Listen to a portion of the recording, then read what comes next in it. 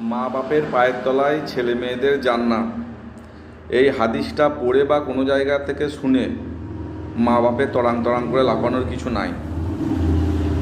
আরও একটা হাদিস আছে, ছেলে মেয়েদের পায়ের তলায় মা বাপের জাহান্নাম।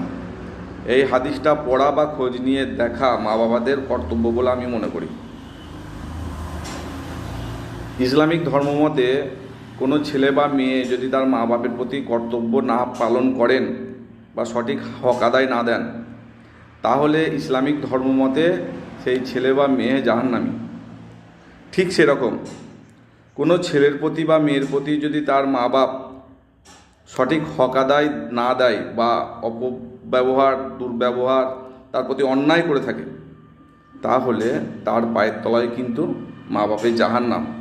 এই হাদিসটা খোঁজ নিয়ে বা পড়ে মা বাপেদের দেখা উচিত বলে আমি মনে করি।